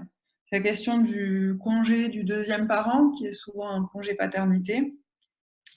Et en deuxième point, la question de la parentalité réfléchie par les collectifs féministes. Donc sur le premier point, nous, ce qu'on dit en tant qu'asso, et ce qu'on voit dans les études sociologiques, c'est qu'à l'arrivée d'un enfant, il y a un pic d'inégalité dans le couple. Donc il y a déjà des inégalités avant l'arrivée d'un enfant, mais l'arrivée d'un enfant, ça fait tout exploser. Or, qu'est-ce qui se passe à l'arrivée d'un enfant? Il y a un congé de maternité. Alors ce congé maternité, il est normal, il est très bien pour un certain nombre de raisons, mais il est insuffisant dans les conditions. Les conditions ne sont pas satisfaisantes. C'est-à-dire que être isolé avec un bébé, c'est tout sauf un congé. C'est-à-dire qu'avoir un congé de maternité en étant seul avec son bébé, c'est finalement la société qui dit c'est normal que de se retrouver chez soi après un accouchement avec des points de suture dans presque la moitié des cas pour les primipares, avec des violences gynécologiques obstétricales pour plein de femmes, s'occuper d'un bébé et de se rétablir, ça s'appelle un congé. Non. Et en plus, avec l'éducation qu'on a reçue en tant que femme, le fait de se retrouver à la maison, ça implique de façon implicite de s'occuper de la maison, quoi. Et donc, du coup, c'est une machine qui se met en route en notre défaveur, pour qu'on augmente la tâche, le travail familial et domestique, alors même qu'on serait censé se rétablir. Donc, pic d'inégalité au moment de l'arrivée d'un enfant avec ce congé maternité qui se fait dans des mauvaises conditions, quoi, qui se fait alors qu'on est seul. Donc, c'est pas un congé. Historiquement, et encore dans des sociétés plus collectives, l'arrivée d'un enfant, elle se fait entourer d'autres femmes. Il y a un entre femmes qui existe et qui existait dans d'autres générations, qui n'existe plus aujourd'hui. Or, l'entourage le plus direct des femmes aujourd'hui chez nous, dans la majorité des cas, ça va être le conjoint. Sauf que ce conjoint, il est renvoyé à l'extérieur. Et il est renvoyé à l'extérieur avec tout ce que ça signifie. C'est-à-dire que ça signifie que c'est à lui d'aller chercher la valeur, hein, comme si la valeur était qu'à l'extérieur. Ça signifie que cette responsabilité de l'apprentissage de la parentalité, ça ne le concerne pas. Ça signifie que pour une femme, il ne s'est rien passé. C'est comme si on était finalement un ascenseur qui s'ouvre et qui se referme. Ben non, en fait, c'est pas du tout ça.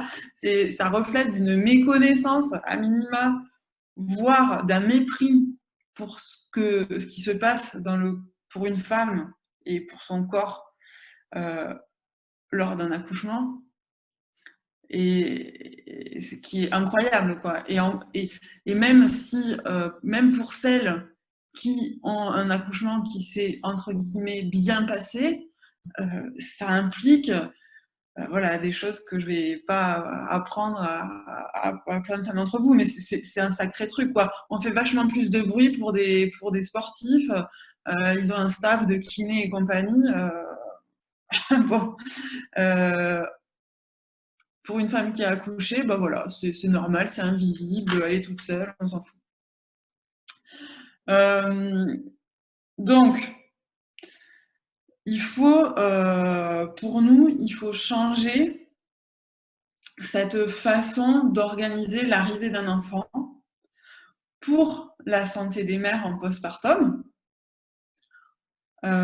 pour l'apprentissage de la parentalité et des habitudes, l'installation d'habitudes différentes, c'est-à-dire un apprentissage ensemble de la parentalité et de toutes les tâches afférentes aussi à la parentalité et au fonctionnement du foyer, c'est-à-dire s'alimenter, faire des courses et se faire manger en postpartum quand on est seul, c'est dégueulasse, quoi, de laisser les femmes comme ça. C'est révoltant.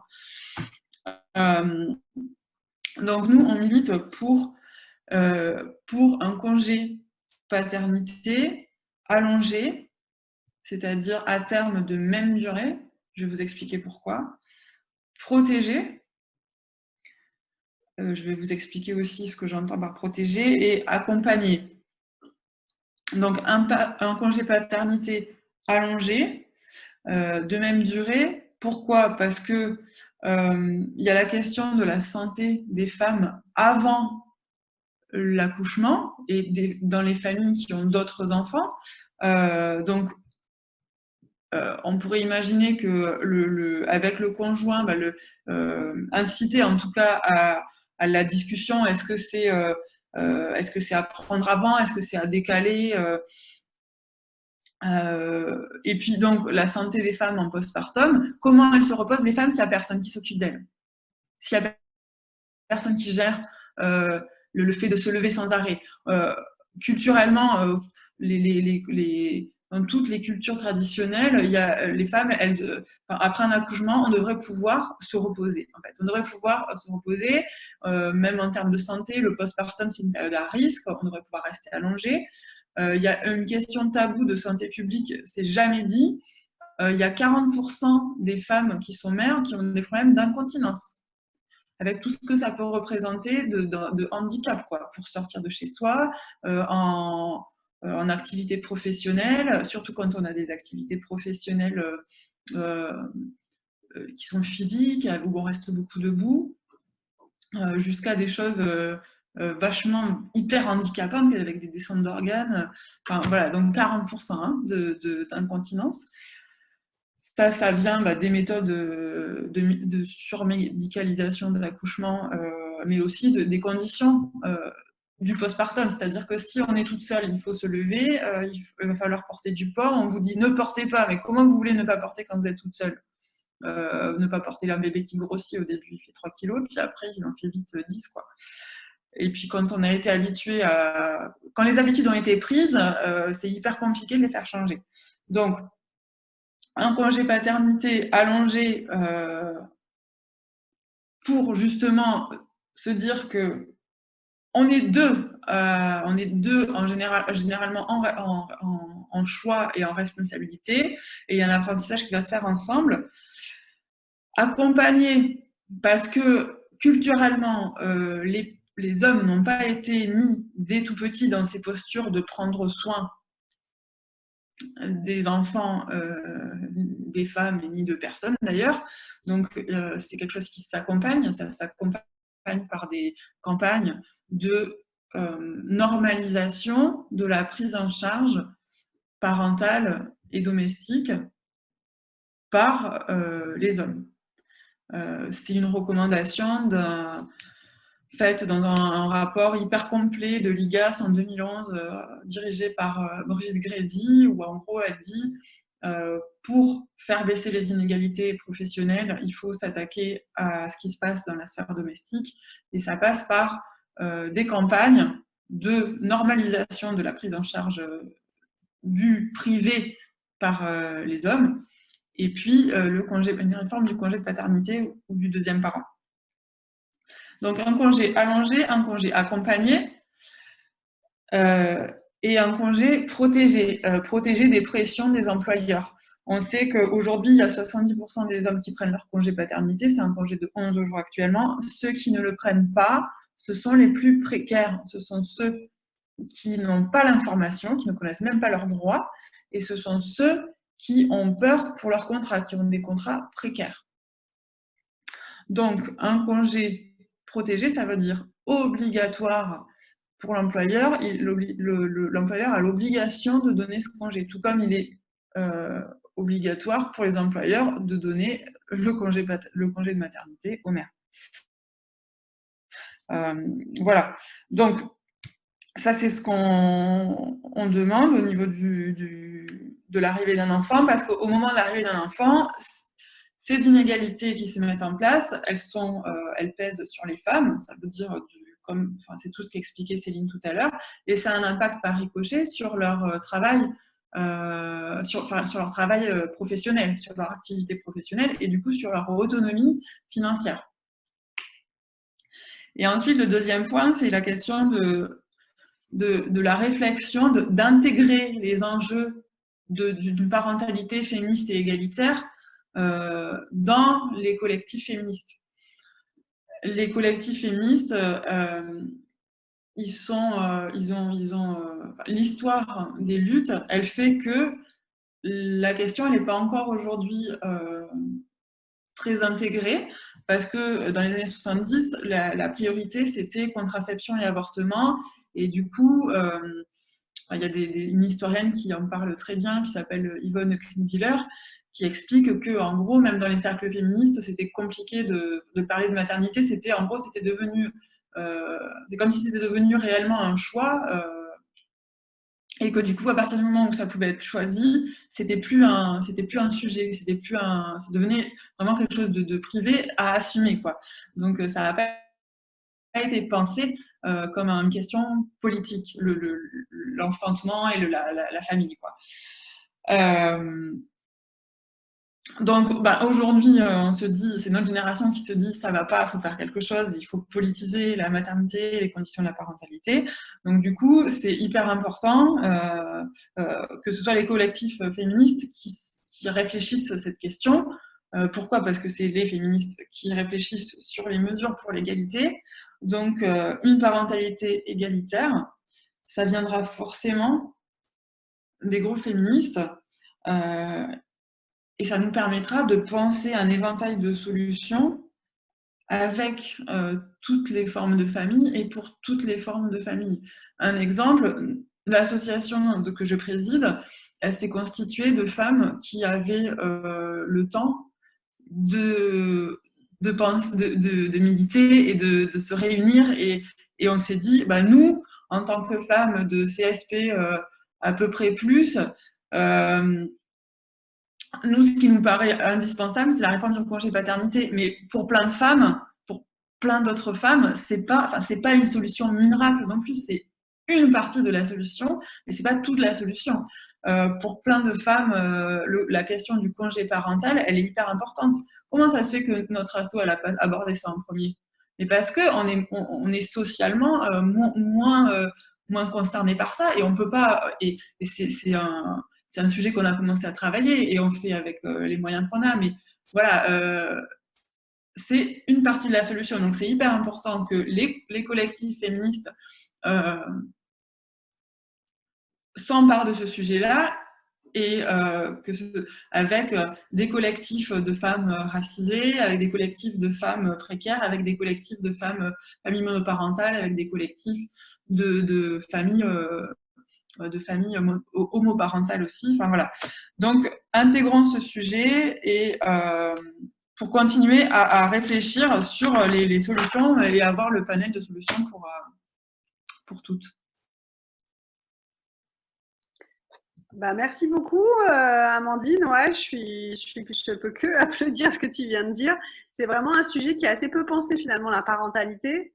Mais il y avait d'autres priorités, je pense, dans les années 70, comme tu l'as très bien dit, qui était le contrôle de la contraception. Et encore aujourd'hui, même l'IVG, là, en période de confinement, est compliqué pour beaucoup de femmes. Mais c'est un sujet peu pensé et peu politisé aussi. Et si on ne le politise pas, on peut passer aussi à côté du sujet et de retomber dans les injonctions à se débrouiller seul finalement et qu'on voit bien que de se débrouiller seul et d'exiger je pense que pour beaucoup de femmes ça a été un peu une grosse surprise parce qu'elles avaient l'impression d'être dans des couples égalitaires avant l'arrivée des enfants avec un partage des tâches encore à peu près correct et l'arrivée des enfants souvent bouleverse énormément les choses et on se retrouve submergé, vraiment submergé et souvent assez estomaqué de ce qu'on suppose devoir faire et ce que la société est en général attend de nous qu'on fasse quoi. Il y a la question des violences gynéco, du postpartum et du congé paternité qui sont très justes, mais c'est toute la société, c'est-à-dire que encore aujourd'hui, quand mon enfant est malade, souvent l'école m'appelle moi en fait, alors que, et la crèche faisait la même chose. Et les médecins attendent de voir les mères. Et à l'hôpital, il y a toujours que des mères dans la salle d'attente. Et j'ai l'impression, en tout cas, encore aujourd'hui, que on est sur des répartitions très très inégalitaires qui s'installent à l'arrivée des enfants. Et c'est ça qu'il faut changer. Je suis complètement d'accord. On va prendre les questions. Peut-être et pas trop tarder parce que ça fait déjà quasiment 1h45 qu'on est en ligne avec vous. Alors, il y a une question qui est posée. Et si ce travail gratuit était également réparti, serait-ce toujours aussi gênant qu'il soit gratuit? Donc, l'idée n'est pas nécessairement de le monétiser ou de le… je pense qu'on est toutes… en tout cas pour celles qui ont choisi d'avoir des enfants contentes de s'en occuper, c'est le caractère profondément inégalitaire. Et donc, dans la question, dans la présentation que je faisais de l'invisibilisation par la non-monétisation, c'était plutôt de mesurer, parce que sans mesure, en fait, on tourne en rond, quoi. Et si c'est pas question nécessairement de le payer, mais de savoir. Donc, je prenais l'exemple en fait, des 18 € d'écart entre un repas à la maison et un repas pris à l'extérieur. En fait, en pratique, il faudrait corriger le PIB de 9 € au bénéfice de la femme qui a produit 9 € de cuisine et moins 9 € de consommation de cuisine pour l'homme qui a mis les pieds sous la table. Et en fait, ça donnerait une vision au niveau de la société et des chiffres économiques qui seraient réellement différents sur la contribution de chacun et chacune à la production qu'elle soit monétarisée ou pas. Alors, on va prendre les questions. Alors, qu'est-ce qu'on peut faire maintenant tout de suite? C'est une très bonne question, mais en même temps, c'est pas simple. Enfin, Amandine va peut-être répondre. C'est que si c'était simple, s'il y avait une formule miracle, ça se saurait. Tous les couples sont différents. Peut-être former déjà nos filles avant d'envisager de se mettre en couple, de s'installer en couple ou de faire des enfants, d'avoir le courage peut-être d'avoir ce type de discussion avec son conjoint et puis aussi former nos garçons, ça je suis d'accord, former nos garçons aux tâches ménagères, ça c'est essentiel, et puis former nos filles au fait on a, je pense, beaucoup l'imaginaire culturel de on tombe amoureuse, on est amoureuse, on se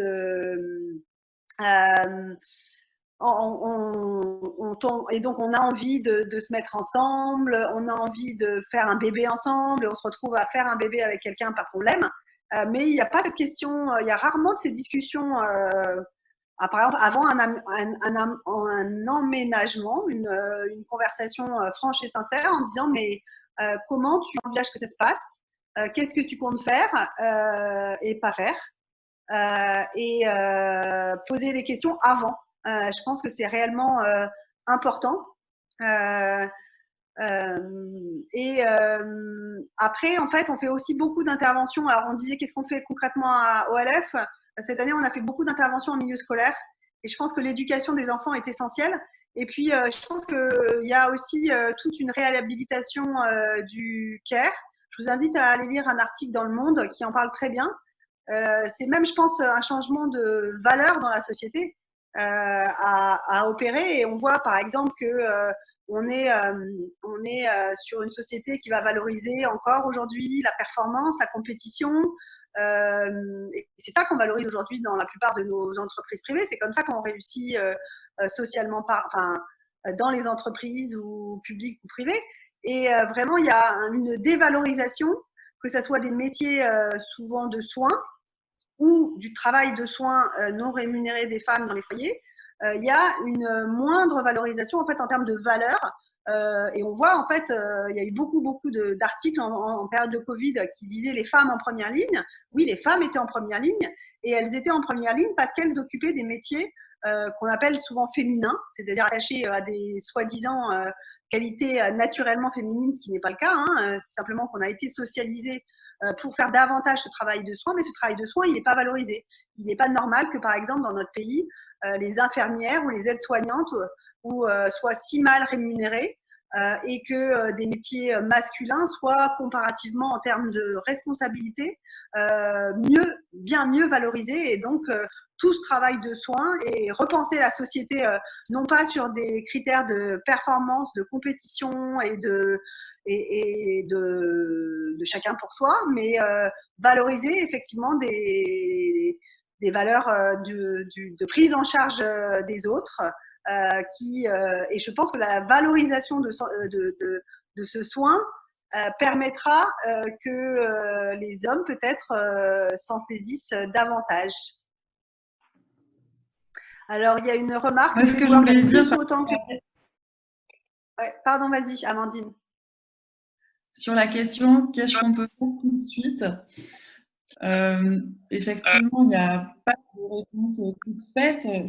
On est chacune compétente pour expérimenter par rapport à notre situation personnelle, notre histoire, notre ressenti, là où on en est dans notre couple. Mais par contre, je vais partager quelques lectures avec vous qui moi m'ont inspiré. Il y a Notre corps nous-mêmes qui est super, et sur la partie travail domestique, c'est l'exemple que j'ai cité, je crois, dans le chat du Monde. C'était la nana, je sais plus, elle dit qu'en gros elle a laissé le linge de son mec mouillé, quoi, et qui puait le moisi.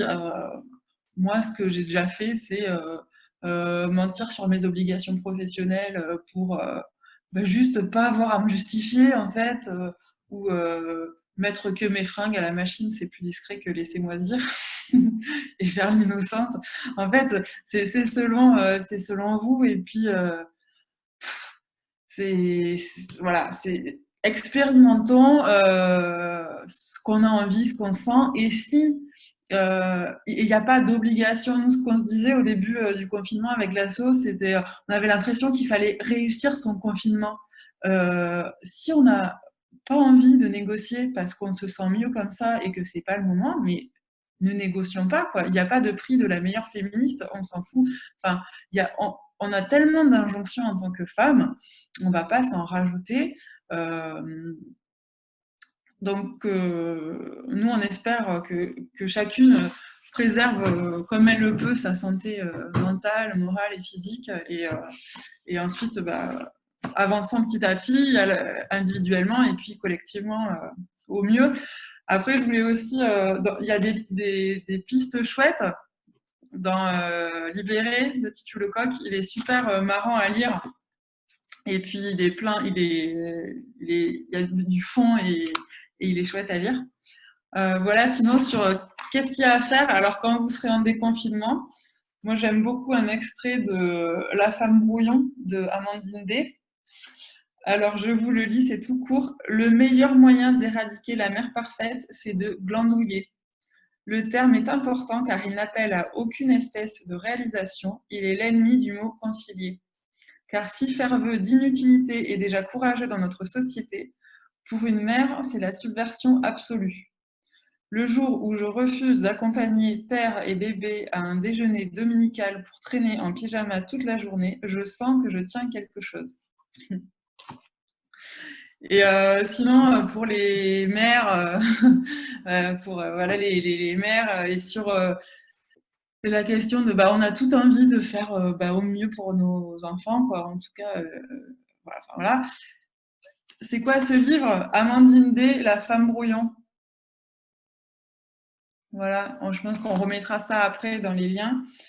Et il y a celui-là, L'éducation vraiment positive de Béatrice Caméraire.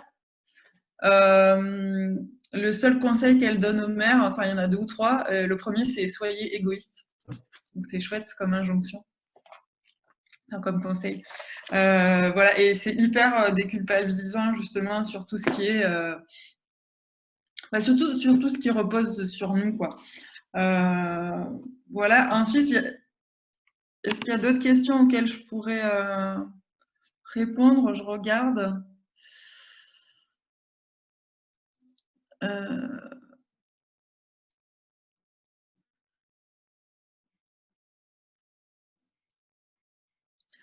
Nous, on demande sur justement dans les préparations à la naissance, dans le document de la Haute Autorité de Santé sur les préparations à la naissance et à la parentalité, il y a la question de la préparation à la parentalité pour les 2 parents.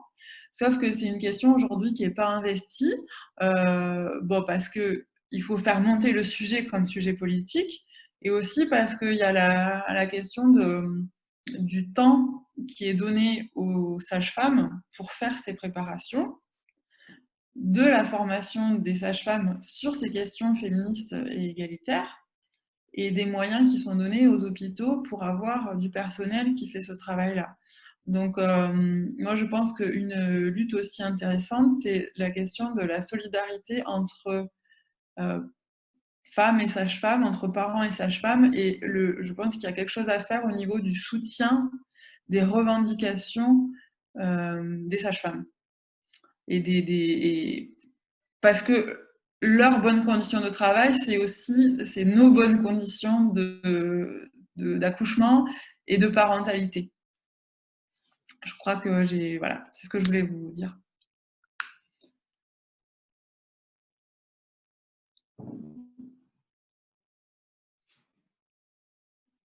Merci beaucoup Amandine. Je crois qu'on a fait, je ne sais pas s'il y a des questions auxquelles on n'a pas répondu. Il y a une question, pourquoi ne pas penser en lutte de classe? La lutte pourrait alors vraiment s'installer dans le collectif, la solidarité, la grève domestique ou toute autre forme d'action militante. Moi, j'en serais ravie là. Peut-être une grève domestique arrêtée. Il faudrait que ça soit quelque chose qui soit vraiment collectif et bien repris, mais ça a été déjà pensé à plein de moments par les féministes de faire la grève. Donc, si vous voulez venir militer à OLF et monter ce groupe parentalité et préparation d'une grève domestique pour, je sais pas, le prochain 8 mars, ça peut être très, très sympa. Et oui, bien sûr, la création de crèches aussi, pour donner le choix des gardes aux parents, c'est aussi une de nos revendications à Oser le féminisme. Et vraiment, voilà, je pense qu'on a terminé. Plus de personnel en Ouais, oui. pardon, je vois juste une question. Que proposer aux femmes seules avec enfants en période postpartum? C'est posé par quelqu'un qui dit qu'elle travaille avec des allocataires du RSA et qu'elle a aussi des séances de kiné. Donc, je pense que c'est une question à faire remonter. Enfin, en fait, que proposez-vous en tant que travailleuse et d'allocataire avec des allocataires du RSA, là, comme ça, déjà faire remonter à votre hiérarchie. Alors, est-ce que la hiérarchie, elle considère que c'est un sujet et elle va s'en emparer pour imaginer, donc avec les services du département, des modes de garde ou demander à ces femmes ce qu'elles aimeraient, ce qui leur permettrait de faire ces séances de kiné. Après, ça peut être aussi l'information du fait qu'on peut aller avec un enfant chez une sage-femme ou un kiné. D'ailleurs, il n'y a pas du tout que les kinés qui font ça, hein. Il y a plusieurs types de méthodes de rééducation, quoi. Donc les sages-femmes, en tout cas, elles sont complètement, enfin, elles prennent les femmes avec avec les bébés et même après, quoi, parce que ça peut se faire tout le temps. C'est remboursé, c'est les séances de rééducation du périnée après un accouchement et aussi plus tard, c'est une ordonnance du médecin, quoi. Ou je crois même de la sage-femme directement. Enfin, en tout cas, c'est remboursé toute la vie. Alors, Ouais, voilà ce que j'avais à dire. Ouais. alors c'est une, je pense, excellente transition peut-être que pour la conclusion que je voudrais faire en 2 secondes. Le prochain webinar, petit coup de pub, le prochain webinar sera sur la santé des femmes et on parlera justement des violences gynécologiques et obstétricales en particulier, mais plein d'autres choses. Ça fait suite à la campagne qu'on avait fait l'année dernière qui s'appelait À notre santé. Vous pouvez retrouver le site à notresanté.olf.site et on parlait de plein de choses, du problème de la psychanalyse, des violences gynécologiques et obstétricales, du sexisme dans la médecine, du problème des femmes racisées aussi qui sont très maltraitées dans la santé. Et plein de sujets à traiter. Et ce sera animé par Fabienne. Donc, prochain rendez-vous à suivre très bientôt. Est-ce qu'on conclut, Amandine? Ouais, merci beaucoup de m'avoir invité et bienvenue. Enfin, si voilà, on enverra des documents là, j'imagine que je pourrais mettre à dispo la plaquette de l'ASSO. Et si voilà, si vous avez envie si ça vous intéresse, on a aussi besoin et envie d'accueillir de nouvelles militantes et de nouveaux militants. Oui, tout à fait. Il va y avoir un mail de remerciement qui va être envoyé et donc je pense qu'on le fera ensemble avec Amandine et on mettra toutes les deux les différents liens si vous voulez poursuivre les discussions ou avoir des références des choses qui ont été citées. Et la vidéo sera mise en ligne sur YouTube peut-être, je pense, lundi. Et on mettra également à disposition les quelques slides avec les chiffres de l'INSEE et de l'état des lieux qu'on a fait au début de ce webinaire. Je vous remercie infiniment. Vous avez été très nombreuses et je suis hyper ravie pour ce premier webinaire.